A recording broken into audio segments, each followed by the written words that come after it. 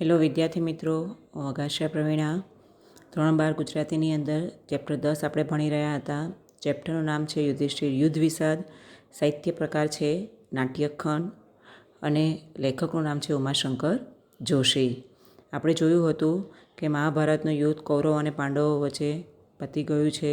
યુદ્ધની અંદર પાંડવોની વિજય થઈ છે, પણ આ વિજયને યુધિષ્ઠિર સ્વીકારવા તૈયાર છે નહીં. નારદ એને સમજાવવાનો પ્રયત્ન કરે છે, પણ નારદની વાત પણ એ સમજવા તૈયાર છે નહીં. પછી ના છૂટકે અર્જુન બોલે છે કે તમારા કહેવાથી અમે અત્યાર સુધી બધું કર્યું અને અમે લડ્યા પણ ખરા, અને હવે જો તમે અમને આ યુદ્ધ લડવા માટે એટલે કે જે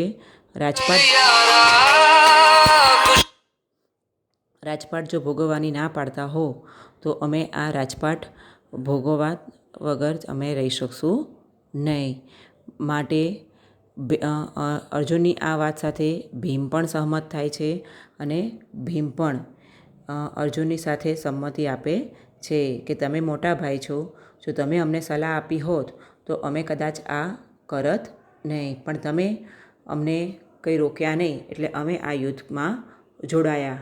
હવે અમે શાંતિથી જીવવા માગીએ છીએ અને તમે અમને શાંતિથી જીવા દો.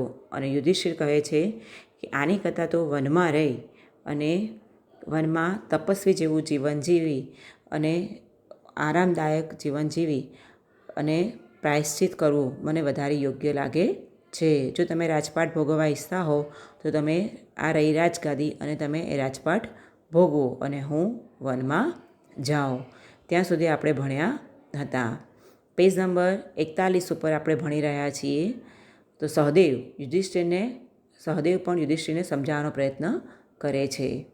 તમે જ વનવાસ દરમિયાન કહેતા હતા કે બાહ્ય વસ્તુઓ છોડીએ આત્મશુદ્ધિ થતી નથી. સહદેવ શું કહે છે કે મોટા ભાઈ, તમે જ અમને કહેતા હતા કે બાહ્ય વસ્તુઓનો જ્યાં સુધી ત્યાગ ના કરીએ ત્યાં સુધી આત્મશુદ્ધિ થતી નથી. એટલે કે મોહ માયા લોભ લાલચને ના છોડીએ ત્યાં સુધી આત્માની શુદ્ધિ થાય નહીં.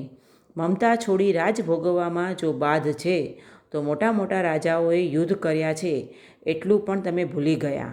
શું કહે છે?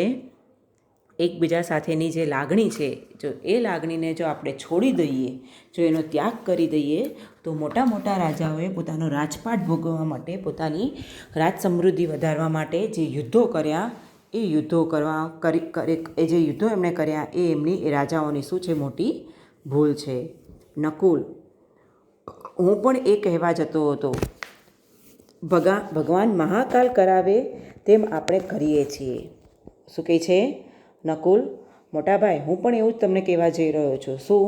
કે ભગવાન મહાકાલ એટલે કે મહાદેવ, ભગવાન મહાદેવની જે ઈચ્છા હશે એ પ્રમાણે જ આપણે કરવાના છીએ.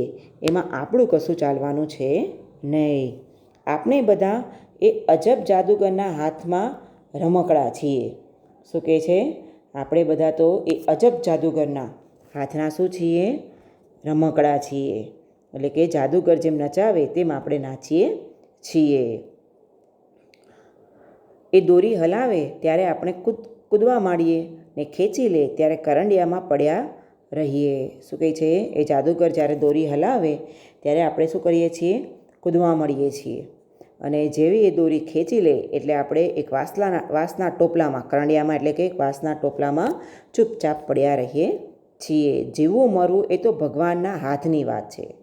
શું કહે છે? વ્યક્તિના જીવન મૃત્યુનો નિશ્ચય ભગવાને નક્કી કરેલો છે, એ આપણા હાથમાં છે નહીં.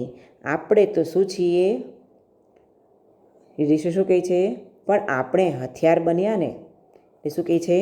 ભલે જીવવું મરવું, આપણું જીવન કેટલું જીવવાના છે, ક્યારે આપણું મૃત્યુ આવવાનું છે એનો આપણને ખ્યાલ નથી, એ તો ભગવાનને જ ખબર છે. પણ આપણે એના મૃત્યુના નિમિત્ત બન્યા. હથિયાર એટલે કે એના મૃત્યુનું એક સાધન આપણે બન્યા. એ મને ગમ્યું નહીં. ભીમ, કઠિયારો ઝાડ કાપે તેમાં કઠિયારાનો વાંક કે કુહાડીનો? શું કહે છે યુધિષ્ઠિરને ભીમ? કે તો મોટા ભાઈ મને જણાવો, કઠિયારો એટલે કે લાકડા કાપી વેચવાનો ધંધો કરનાર જે વ્યક્તિ હોય એને કઠિયારો કહેવાય. એટલે કઠિયારો ઝાડ કાપે તો એ ઝાડ જે કપાઈ રહ્યું છે એ ઝાડ કાપવાનું કામ કરનારા કઠિયારાનો વાંક છે કે પછી કુહાડીનો વાંક છે? કે કે જે ઝાડ ઉપર શું કરી રહી છે? ઘા કરી રહી છે. અને એ ઘાના કારણે પેલા વૃક્ષનો શું થઈ રહ્યો છે? સંહાર થઈ રહ્યો છે. યુધિષ્ઠિર, એટલે પરમેશ્વરની ઈચ્છા છે એમ સમજી આપણે સંહાર જ કર્યા કરવો. એટલે યુધિષ્ઠિર શું કહે છે? તો પરમેશ્વરની ઈચ્છા છે કે આપણે દરેક વ્યક્તિને મૃત્યુ આપ્યા કરીએ, અને તો આપણે શું કરવાનું? આપણે બધાને માર્યા જ કરવાનું. આપણે કોઈને જીવન જીવવાનો સહારો નહીં આપવાનો. પાંચાલી, બસ કરો હવે તમારું તત્વજ્ઞાન. શું કહે છે પાંચાલી યુધિષ્ઠિરને? બસ હવે બસ કરો તમારું આ તત્વજ્ઞાન, એટલે કે તમારી આ દલીલ બાજી, ઘણું થયું, ધરાઈ ગયા. હવે શું કહે છે? બસ ઘણું થયું, હવે તમારી આ દલીલથી અમે શું થયા છીએ? કંટાળી ગયા છીએ. એની એ જ જુગ જૂની શ્રમા અને શાંતિની વાતો. શું કહે છે? એની એ જ જગ જૂની તમારી શાંતિ અને સમાની વાતો. એ દાડે ભરી સભામાં તમારા દેખતા મને ચોટલો પકડીને દુશાસન ખેંચીને લાવ્યો, એ તો ભગવાને લાજ રાખે, નહીં તો મને નવસ્ત્રી કરત. શું કહે છે? એ દિવસે જ્યારે તમે દૂત રમવા બેઠા ત્યારે તમે હાર્યા, અને તમારા હારવાના કારણે પેલો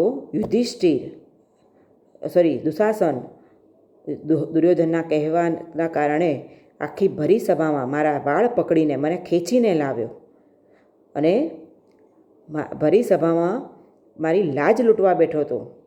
પણ ભગવાને મને બચાવી, ભગવાને મારી ઇજ્જત બચાવી. એટલે નહીં તો મને આખી ભરી સભામાં શું કરત? વસ્ત્રવિહીન કરત. એને આપવું હતું અમરપદ, તો એને આપવું હતું ને તમારે મોક્ષ અને મુક્તિ. સમાપદ આપવું હતું ને, શું કામ સમાપદ છોડ્યું? એને ક્ષમા આપી હતી ને, શું કામ એને મૃત્યુ આપ્યું તમે? દ્રૌપદીનો ગમે તે થાવ, ને દુર્યોધન, ભીષ્મ, દ્રોણની હાજરીમાં તમારી સુમુખ સાથળ ખોલી મારું અપમાન કર્યું. મોડી વહેલી પણ ત્યાં ભીમની ગદા શું નહોતી પડવી જોઈતી? શું કહે છે? દ્રૌપદીનું જે થવું એ થાય, પણ પેલા દુર્યોધન સાથે, પેલા ભીષ્મ સાથે, પેલા દ્રોણ સાથે, એ બધાની હાજરીમાં જ સુમુખ એટલે કે એ બધાની સામે જ પોતાની સાથળ પર બેસવા માટેની મને આ હુકમ કરાયો હતો. મારું અપમાન, તમારી સામે મારું અપમાન થઈ રહ્યું હતું. તો શું વહેલી કે મોડી એ દુર્યોધનના સાથળ ઉપર ભીમની ગદા પડવી નહોતી જોઈતી? મારું અપમાન જે થયું હતું એ અપમાનનો વળતો જવાબ આપવાની જરૂર નહોતી? યુધિષ્ઠિર, ના પાંચાલી, કઠણ કાળજું કરીને કહું છું, 100 વાર ના, ઓછું ના આણશો. શું કહે છે? ના પાંચાલી, હું મારું હૃદયને કઠણ કરું છું, સખત કરું છું. મારા કાળજાને, મારા હૃદયને કઠણ કરીને કહું છું, તમે ઓછું ના આણતા, એટલે કે ઓછું ન લગાવતા. તમારું અપમાન મને પણ સળગાવી દેતું હતું. શું કહે છે? તમારું જે અપમાન થયું એ અપમાન પણ મારા હૃદયમાં શું કરતું હતું? આગ લગાવતું હતું. એ અપમાન, એ જે ઘટના છે, એ ઘટના જ્યારે મારી સામે આવતી હતી ત્યારે મારું મન પણ ધુવા ફુવા થતું. આપણી ગદાએ દુર્યોધનની સાથળના ટુકડા કર્યા કે દુશાસનના શરીરનો વિનાશ કર્યો, પણ એથી શું વળ્યું? શું કહે છે? આપણી ગદાએ દુશાસનના સાથળના કટકા કર્યા દુર્યોધનના સાથળના કટકા કર્યા કે દુશાસનની છાતી ચીરીને લોહી પીધું, પણ એનાથી શું વળ્યું? શરીર પડ્યા. દુર્યોધન અને દુશાસન આપણી વચ્ચેથી દૂર થયા. એનાથી શું થયું? એમના શરીરનો નાશ થયો.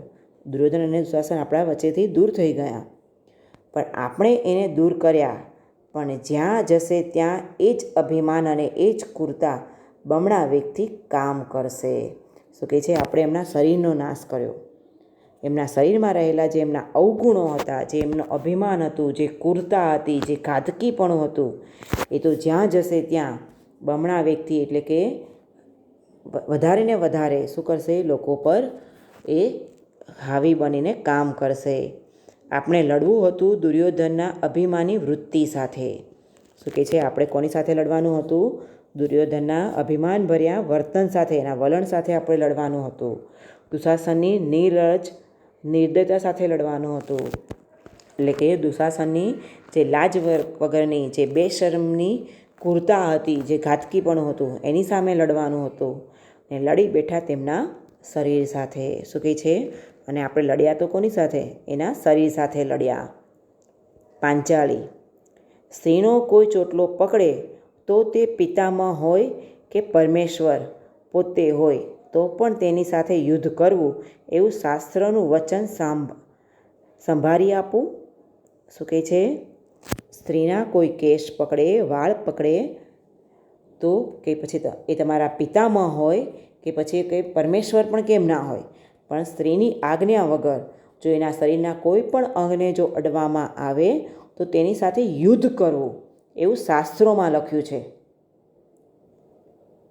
જો તમે કહેતા હોય તો હું તમને સંભાળી આપું, એટલે કે યાદ કરાવું. ને શાસ્ત્રનું વચન ન હોય તોય શું? આ તો પાપી હતા. હાથમાં ગદા હોય, ગાંડી હોય તો પણ બધું સહન કર્યા કરવું ને ક્ષમા ક્ષમા ગણગણ્યાવ્યા કરવું. શું કહે છે? શાસ્ત્રોમાં લખ્યું હોય કે ના લખ્યું હોય, પણ એ આ જે લોકોનું જેને આપણે મૃત્યુ આપ્યું એ લોકો કેવા હતા? પાપી હતા. અને એવા પાપીઓની સામે હાથમાં ગદાધારી ભીમ હોય, ગાંડીવધારી અર્જુન હોય તો પછી સહન જ શું કામ કરવાનું? એમની સામે યુદ્ધ કરવું જરૂરી હતું. પછી સમા સમા ક્ષમા ક્ષમા ગણગણાવ્યા કરવું, એટલે કે બોલ્યા કરવું, રાપલ્યા કરવું એ યોગ્ય છે નહીં. યુધિષ્ઠિર, દ્રૌપદી તમને તમારી જ વીતી નજર આગળ આવે છે. શું કહે છે? દ્રૌપદી, તમને તો તમારા ઉપર જે વીત્યું, તમને જે દુઃખ લાગ્યું એ જ તમને દેખાય છે. અત્યારે હજારો સ્ત્રીઓ પોતાના વહાલા પુત્ર, ભાઈ, પતિના મૃત્યુથી રડતી હશે. એમની ચીસો ન સાંભળી શકવા તેટલા તમારા કાન બુઠ્ઠા તો નહીં હોય, તો જરા ધ્યાન દો. શું કહે છે? દ્રૌપદી, તમને તો તમારું જ દુઃખ દેખાય છે. ત્યારે તમારા દુઃખના કારણે ઘણી બધી સ્ત્રીઓએ પોતાના દીકરાઓ, ભાઈઓ, પતિઓ ઘણા બધું ખોયું છે, અને એમની ચીસો, એમના દુઃખને અત્યારે સાંભળવાનો પ્રયત્ન કરો. અને એમના દુઃખોને તમે સાંભળી ના શકો એટલે કંઈ તમે તમારા કાન બુઠ્ઠા, એટલે કે એટલા તો તમે લાગણી વગરના નહીં હો, એટલા તો તમે નિર્દય નહીં હો, એટલા તો તમારા કાન આ બધો અવાજ સાંભળી શકતા હશે. અરે આખા આકાશમાં 10 દિશામાં એ જ ઘોર આક્રંદનો અવાજ આવે છે. શું કહે છે યુધિષ્ઠિર? અરે આખા આકાશમાં 10 દિશામાં, 10 દિશા એટલે કે જે ઉત્તર, દક્ષિણ, પૂર્વ, પશ્ચિમ આ 4 દિશાઓ, એ સિવાયની ઈશાન, વાયવ્ય, નેતૃત્વ, અગ્નિ આ થઈ 8 દિશાઓ, અને 9મી તમારું આકાશ, અને 10મી દિશા છે તમારી ધરતી. આ 10 દિશાઓમાં શું આવી રહ્યું છે? આ સ્ત્રીઓના દુઃખો ભરી ચીસોનો અવાજ આવી રહ્યો છે.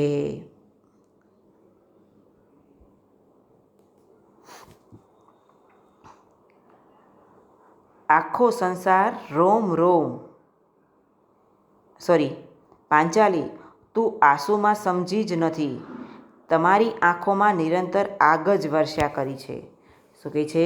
પાંચાલી, તમે આંસુ શું કહેવાય અને કયા કારણથી વહે છે તમને એની ખ્યાલ આવ્યો છે નહીં. તમારી આંખોમાંથી તો અત્યંત ક્રોધ જ વર્ષ્યા કર્યો છે. આખો સંસાર રોમ રોમ પ્રચલિત ઉઠ્યો છે. તમારી આંખમાં અમીના 2 આંસુ હોય તો આપ એની બળતી ઝાળને ઠાર દેવી મહાકાળી. શું કહે છે? આખો સંસાર રોમ રોમ એટલે કે અણુ અણુમાં શું કરી રહ્યો છે? આગથી સળગી રહ્યો છે. અને જો તમારી આંખોમાં હરખના આંસુ હોય તો એ હરખના આંસુથી પેલી વેરની આગને બુઝાવવાનો પ્રયત્ન કરો, હે દેવી મહાકાળી. પાંચાળી, સંસારને બાળી રહેલો દાવાનળ પાપીઓનું લોહી છાંટવાથી જ બુઝાય છે. શું કહે છે? આ સંસારને બાળી રહ્યો જે દાવાનળ છે, વેરરૂપી જે અગ્નિ છે, એ અગ્નિને બુઝાવવાનું કામ કોનાથી થશે? એ અગ્નિને ઠારવાનું કામ પાપીઓના લોહીથી જ થાય. એમ હું સ્પષ્ટ જોઉં છું.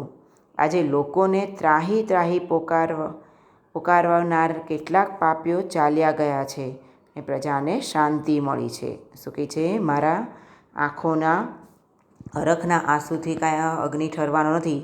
શેનાથી ઠરવાનો છે? પાપીઓના લોહીના છંટકાવથી. અને એટલા માટે જ આ પાપીઓની હાજરીમાં જે પ્રજા ત્રાહિમામ ત્રાહિમામ પોકારતી હતી એ પ્રજા આજે શાંતિ અનુભવી રહી છે. યુધિષ્ઠિર, ભૂલો છો. એમનું લોહી રેડીને તો આપણે ઉલટું બળતામાં ઘી હોમ્યું. યુધિષ્ઠિર શું કહે છે? તમે ભૂલો છો દેવી. એમનું લોહી છાંટીને, એમનું લોહી ચીરીને આપણે શું કર્યું છે? અગ્નિમાં ઘી હોમવાનું કામ કર્યું છે. દુનિયામાં મારામારી મટે તે સારું આપણે મારામારી કરી.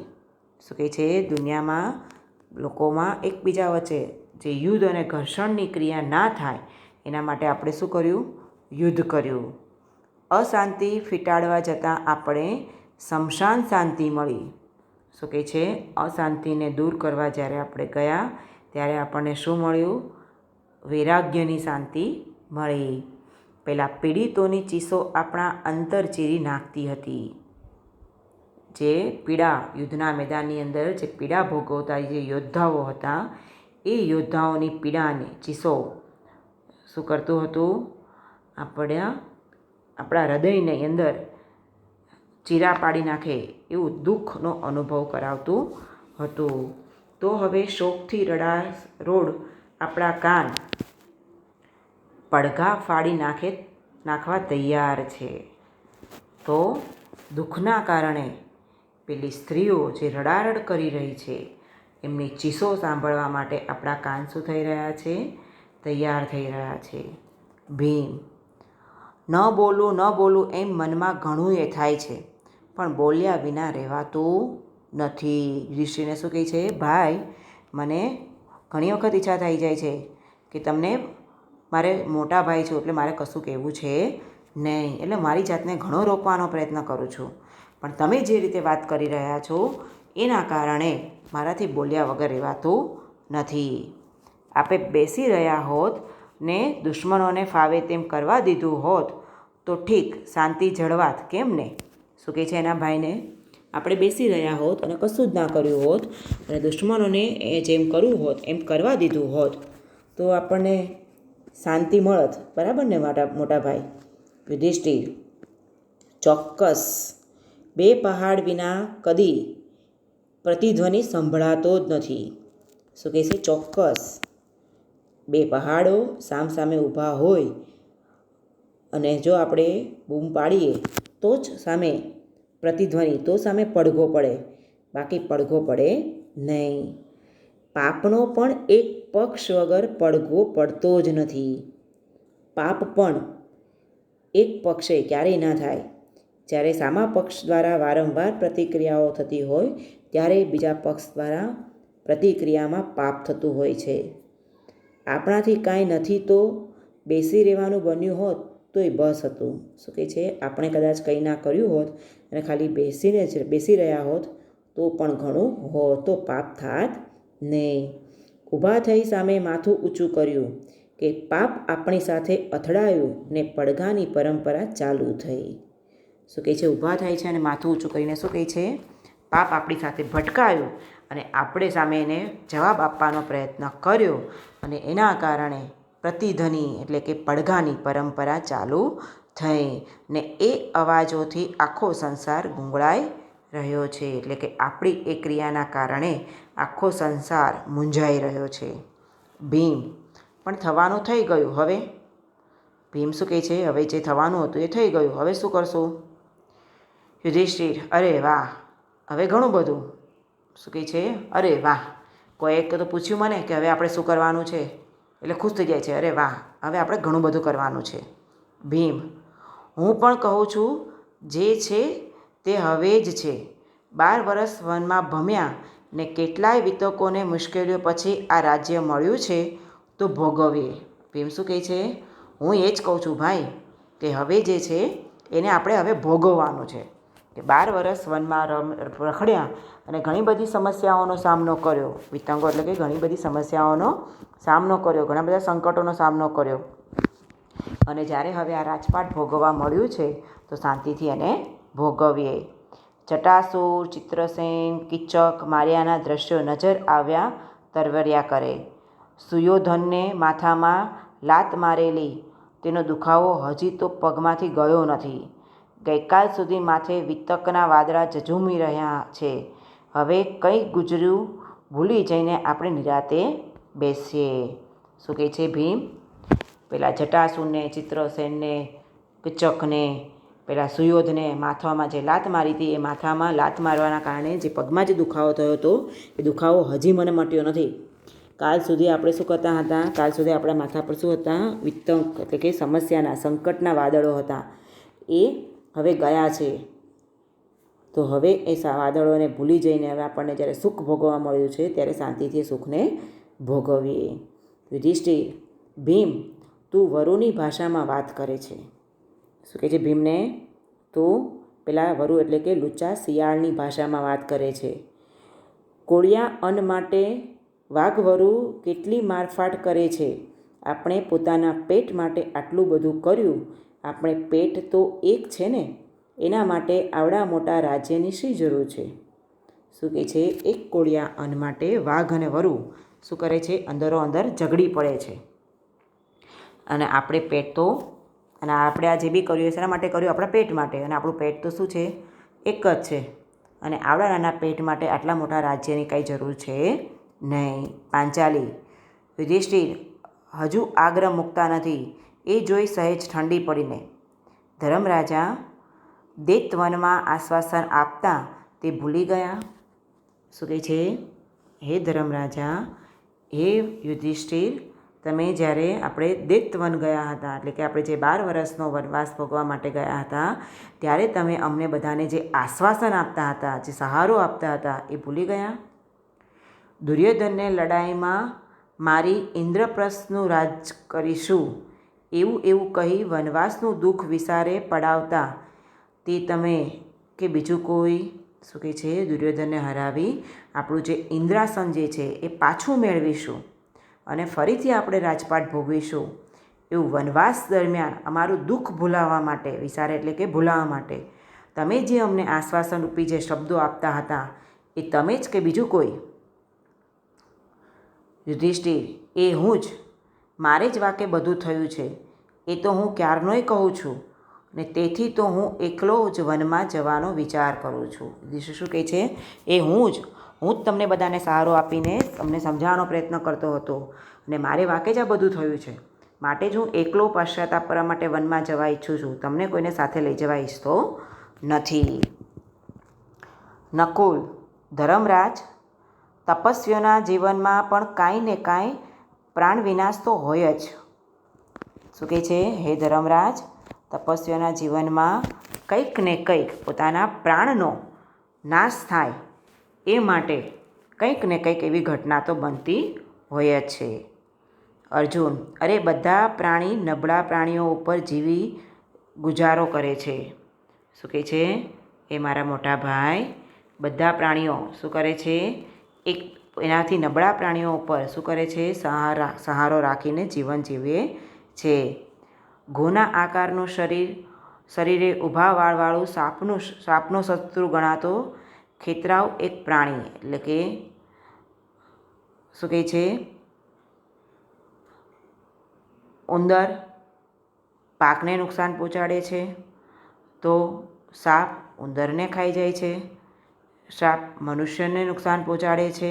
એટલે કે બધા જ જીવો એકબીજા ઉપર શું છે? એકબીજા ઉપર આધાર રાખીને જીવે છે. તમે વિજ્ઞાનની અંદર પેલી પોષણ કળી ભણો છો. સૂર્યપ્રકાશ, વનસ્પતિ સૂર્યપ્રકાશ ઉપર આધાર રાખે છે, પ્રાણીઓ વનસ્પતિ ઉપર આધાર રાખે છે. એટલે કે આમ એકબીજા ઉપર આપણે આધાર રાખીને શું કરીએ છીએ? જીવન જીવીએ છીએ. એટલે અહીંયા અર્જુન શું કહે છે? પૃથ્વી ઉપર જેટલા પણ જીવો છે એ બધા નબળા પ્રાણીઓ ઉપર શું કરે છે? આધાર રાખીને જીવે છે. નોળિયો ઉંદરને મારે છે તો બિલાડી નોળિયાને, ને કૂતરો બિલાડીને, તો વરુ કૂતરાને, ને માણસ વળી એ બધાને. શું કહે છે? નોળિયો ઉંદરને મારે છે, ઉંદરને બિલાડી મારે છે, બિલાડીને કૂતરું મારે છે, અને કૂતરાને વરુ મારે છે, અને માણસ તો આ બધાને મારીને પોતાનું જીવન જીવાય છે. એટલે કે આખા જીવનની યોજના વ્યવસ્થા આમ જ ચાલે છે. તાપસો પણ વધ વિના પ્રાણ ટકાવી ન શકે. શું કહે છે? તપસ્વીઓ પણ વધ કર્યા વગર શું કરે? જીવન કાંઈ ગુજારી શકે નહીં. પોપચા બીડાય તેમાં એની ડોક મરડાઈ જાય, એવા સૂક્ષ્મ કલ્પનામાંય ન આવી શકે એવા કેટલાય જંતુઓ તો છે. માટે મોટા ભાઈ મારું માનો તો જેવા સર્જાયા તેવા રહેવામાં જ માલ છે. જે કંઈ થયું તે બરાબર થયું. પોપચા એટલે કે જ્યારે ઘણી બધી વખત આપણે કોઈ રસ્તા પર જઈએ અને નાની નાની જીવાતો ઉડતી હોય અને આપણે આંખ ઉપર આવીને અચાનક જ બેસી જાય અને જેવી આપણી આંખને પલકારો આમ મારીએ ત્યાં એ સૂક્ષ્મજીવ શું થાય છે? મરી જાય છે. એટલે કે એવા કેટલાક સૂક્ષ્મજીવો એવા છે કે આપણે ઈચ્છીએ કે ના ઈચ્છીએ તો પણ એ મૃત્યુને ભેટે છે. એટલે કે હે મોટા ભાઈ, આપણને જેવું જીવન જીવવા મળ્યું છે એવું જીવન આપણે જીવીએ અને એ જીવન માટે આપણે કલ્પાત કરીએ નહીં. યુધિષ્ઠિર કંટાળીને હવે હદ થાય છે અર્જુન, તું શસ્ત્ર ઝાલી જાણે, શાસ્ત્રોમાં તું શું સમજે? યુધિષ્ઠિર શું કહે છે? અર્જુન, તને શસ્ત્રો ચલાવતા આવડે છે, તને શાસ્ત્રો વિશેનું જ્ઞાન છે નહીં. વૃદ્ધોના ચરણ હજી તે સેવ્યા નથી. એટલે કે વૃદ્ધોની સેવાઓ તે હજી કરી છે નહીં. ભાતૃ સ્નેહથી બોલે છે એટલે મને ગમે છે. એટલે કે તારા ભાઈઓ માટે તારા મનમાં જે પ્રેમ છે એ પ્રેમના કારણે તું બોલે છે, એ મને ગમ્યું. ભીમસેન અને તારામાં અઢળક બળ છે એ હું જાણું છું. શું કહે છે? ભાઈ ભીમ અને તારામાં પુષ્કળ બળ છે અને તમે યુદ્ધ લડી શકો એમ છો એ પણ જાણું છું. પણ તેથી મારી બુદ્ધિમાં શંકા લાવવાનો તમને અધિકાર નથી. શું કહે છે? તેથી મારું જે શાસ્ત્રો વિશેનું જે જ્ઞાન છે એ જ્ઞાનમાં તમારે શંકા ઊભી કરવાની કોઈ જરૂર છે નહીં. તો લોહીના લાલ રંગને કલંક ગણવાને બદલે ઉલટો એના ચળકાટથી મોહીને રાચે છે. શું કહે છે? તો લોહીના લાલ રંગને કલંક ગણવાના કારણે બદલે શું કરે છે? એ લોહીના લાલ રંગનો ચળકાટ એટલે કે એની ચમક ધમકમાં રચ્યો પચ્યો રહે છે. બધું ગળી જતા હોય તેમ દુઃખથી. ભલે ભાઈ ભલે, તમે તમારા મજાથી રાજ કરો ને મનની આશાઓ સંતોષો. શું કહે છે? ભલે ભાઈ ભલે, તમે તમતારે તમારી ઈચ્છા પ્રમાણે રાજપાટ ભોગવો અને મનમાં જે ઈચ્છાઓ છે એ ઈચ્છાઓને પણ સંતોષો. મારો માર્ગ મોકળો કરશો તો ઉપકાર. મારો રસ્તો શું કરશો? મારો રસ્તો મને ખુલ્લો કરી દો એટલે હું વનમાં જાઉં અને તમે રાજમાં જાઓ. જંગલમાં ભટકીશ, યુગોથી ઊભેલા સંસારનું દુઃખ રડીશ. યુગોથી ઊભેલા વૃક્ષોને પૂછીશ કે જગતમાં શાંતિ સ્થાપવાની કોઈ જડીબુટી છે?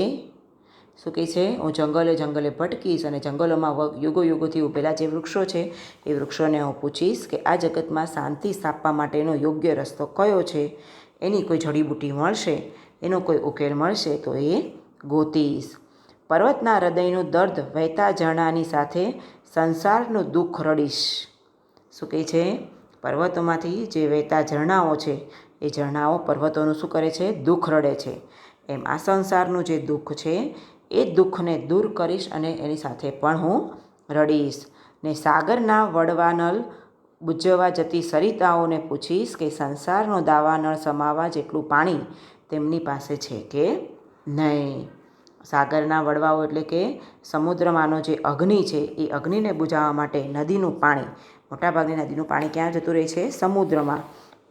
તો સંસારનો જે દાવાનળ છે, સંસારની જે દુઃખ છે, જે અગ્નિ છે, એ અગ્નિને શાંત કરવા માટેનું પાણી એ નદી પાસે છે કે નહીં એ હું એને પૂછીશ.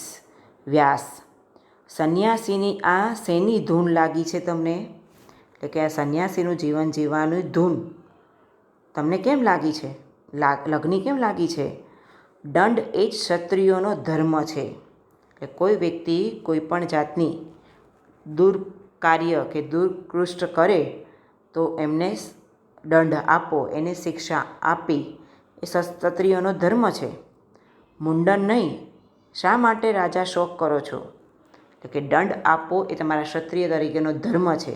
મુંડન કરવું, મુંડન એટલે કે સાધુ સંતોનું જીવન જીવવું એ કંઈ તમારો ધર્મ છે નહીં. શા માટે રાજા શોક કરો છો? એટલે કે શા માટે રાજા તમે દુઃખી થાઓ છો? જેવું બીજાનું થાય છે તેવું મારું થાય છે, ને જેમ મારું થાય છે તેમ બીજાનું થાય છે. એ સમજો તો બધી વિટંબણા ટળી જાય. એટલે કે જેવું બીજાનું થયું એવું મારું થશે, અને જેવું મારું થશે એવું બીજાનું થશે. જેવું તમે સમજી જશો તો તમારી દરેક પ્રકારની વિટંબણા, દરેક પ્રકારની સમસ્યા શું થશે? દૂર થઈ જશે. યુધિષ્ઠિર કશું બોલતો નથી. વ્યાસ: પણ રાજા, ક્ષત્રિય શૈયામાં મરે એ તો અધર્મ કહેવાય. શું કહે છે? પણ ક્ષત્રિય જો પથારીમાં મરે તો એ અધર્મ કહેવાય, અને એનું મોત જો સમરાંગણમાં શોભે. શું કહે છે? ક્ષત્રિયનું મોત તો ક્યાં શોભે? યુદ્ધના મેદાનમાં. ક્ષત્રિયનું મોત જો યુદ્ધમાં થાય, રણના મેદાનમાં થાય, યુદ્ધના મેદાનમાં થાય તો એ વીરપુત્ર કહેવાય, અને જો એ પથારીમાં મરે તો એ ક્ષત્રિય કહેવાય નહીં. યુધિષ્ઠિર: મારું મોત એમ થયું હોત તો ઠીક જ હતું ને. શું કહે છે? મારું મોત યુદ્ધના મેદાનમાં થયું હોત તો સારું હોત, પણ આ તો બીજાનું મોત કરાવીને અહીં ઊભો છું. શું કહે છે? મારું મોત એવું થયું હોત તો મને વાંધો હતો નહીં, પણ હું બીજાને મૃત્યુ આપીને અહીંયા, બીજાને મૃત્યુ અપાવીને હું અહીંયા ચૂપચાપ ઊભો છું. અર્જુન વ્યાસને પણ યુધિષ્ઠિર કંઈ પત દેતા નથી એ જોઈ શ્રી કૃષ્ણને નિમંત્રે છે. એટલે કે અર્જુન વ્યાસ યુધિષ્ઠિરને સમજાવવાનો પ્રયત્ન કરે છે, પણ યુધિષ્ઠિર વ્યાસની વાત કંઈ સાંભળતા નથી. એટલે ના છૂટકે અર્જુન શ્રી કૃષ્ણને શું કરે છે? શ્રી કૃષ્ણને આમંત્રણ આપે છે, નિમંત્રે છે. એટલે કે હવે તમે યુધિષ્ઠિરને સમજાવો. યદુવીર: તમે મને તો કુરુક્ષેત્રમાં લડાઈને રંગે ચડાવ્યો, પણ હવે આ કામ વસમું છે. 2-3 ગીતા ગાશો તો એ સમજે તો ભલા.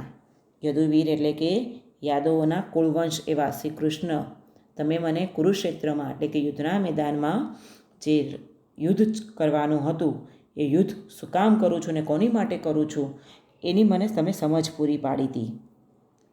હવે મારા ભાઈને તમારે સમજાવવા અને ગીતાના 2-3 શ્લોકો 2 થી 4 વખત તમે એને ગાઈને સંભળાવશો ત્યારે એ માણ સમજશે. એટલે એ યુધિષ્ઠિરને સમજાવવા માટે શ્રી કૃષ્ણને કહે છે કે હવે તમે મારા ભાઈને સમજાવો. શ્રી કૃષ્ણ યુધિષ્ઠિરને કઈ રીતે સમજાવે છે, અને શ્રી કૃષ્ણની વાત યુધિષ્ઠિર માને છે કે નથી માનતો, કે એમની સામે પણ એ પાછો પોતાનો યુદ્ધ વિષાદ ગાવા લાગે છે, એના વિશે વિદ્યાર્થી મિત્રો આપણે આગળના વિડીયોમાં ભણીશું. Thank you.